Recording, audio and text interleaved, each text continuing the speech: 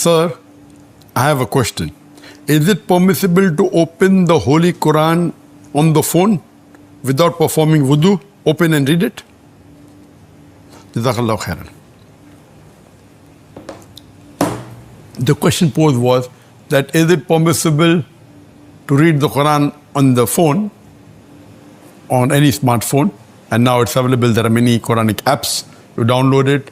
So if you open on the phone without doing wudu, can you read it, or is it compulsory even while reading the Quran on the phone, iPhone or tablet? You have to have wudu. Regarding the question that can we touch a Quran, now I'm talking about the Musaf, then I'll come to a tablet or electronic device. First we'll discuss on the topic, is it permissible to touch the Quran, the Musaf of the Quran without wudu? There is a verse in the Quran where people normally quote of Surah Waqia, chapter 56, verse number 77 to 80, that none shall touch the Quran except those who are mutahhareen. Now this, people prove from this verse that because of this verse, the Quran is very clear-cut. Allah says that no one can touch the Quran except in wudu, you have to be pure. This is a misconception. If you read this verse and the context and Nuzul Quran, whether you read Ibn Qasir or any of the tafasir, it says that this verse was revealed when people laid an allegation that the Prophet is receiving these messages from the Satan. The verse was revealed, none can touch it except those who are mutahhareen. Now this, what they're talking about touching, is not the Musaf of the Quran, it's talking about the tablet preserved.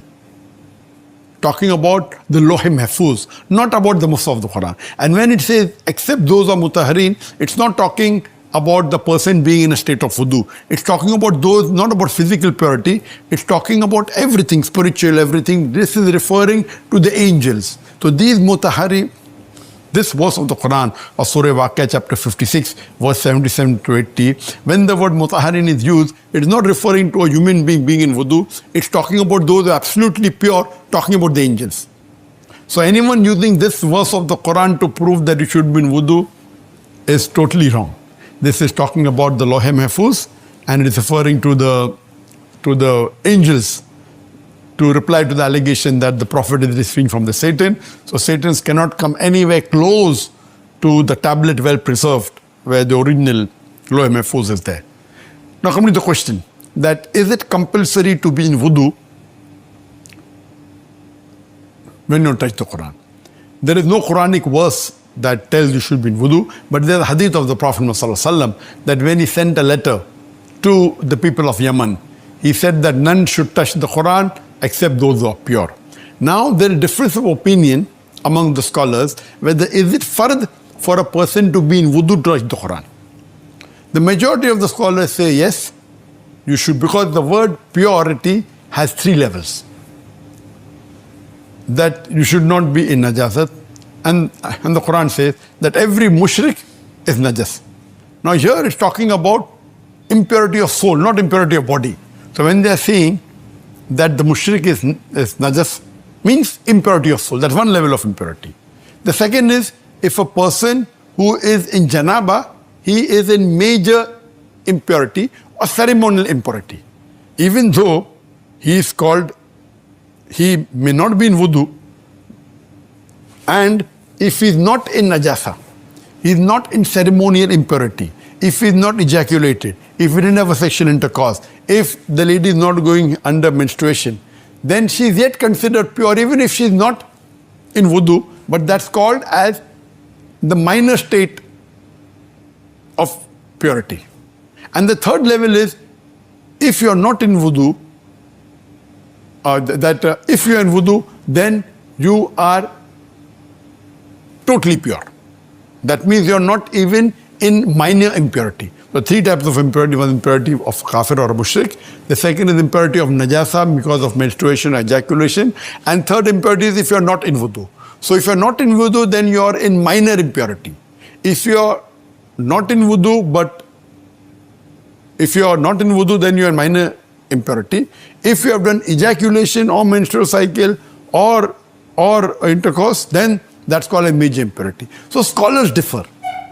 So, but the majority of the scholars say that you should be in wudu to So the scholars differ. What did the Prophet mean when he said, what type of purity he meant that you should be touching the Quran? So if it meant that purity of only of the soul, that is referring to non-Muslims, or if it meant only purity from the major impurity, that is ejaculation or menstruation, that means, okay, fine, you can touch the Quran if you're not in wudu.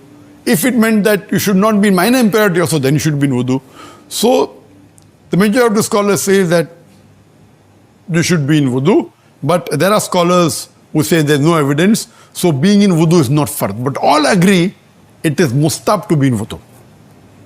So while touching the mushaf of the Quran, it is mustab to be in wudu. Some scholars say it is fard, some scholars say it's not fard, but those also who say it's not fard, they do agree it should at least be mustab.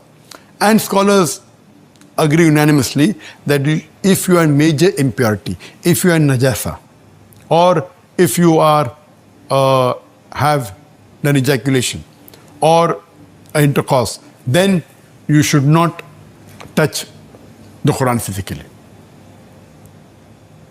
Now coming to the question that whichever scholars you believe in, whether it's a fard or not to be in fard, can we touch the mobile? Can we open the Quran on the mobile and read it, or on a tablet or on a computer or any electronic device? All the scholars unanimously agree that the ruling for touching a mushaf, a copy of the Quran, is not the same for an electronic device, whether it be a mobile phone, whether it be a smartphone, whether it be a tablet, whether it be a computer. This doesn't apply, so there is no question that you should be in wudu. All the scholars unanimously agree that if you're reading the Quran, because all the scholars agree that reading the Quran, you don't have to be in wudu. So if you open the Quran on iPhone and touch the iPhone, or on a tablet and touch the tablet, or on a laptop or touch the laptop, or on a computer, touch the computer, all scholars mostly agree that there is no requirement to be in wudu when you're reading or touching the iPhone or the smartphone or the tablet or a laptop or a computer. All unanimously agree that electronic device, you don't have to be in wudu, it's no problem at all. But generally, of course, all scholars agree that if you are in wudu, it is preferable, even while reciting the Quran, but it's not a fard at all. Hope that answers the question.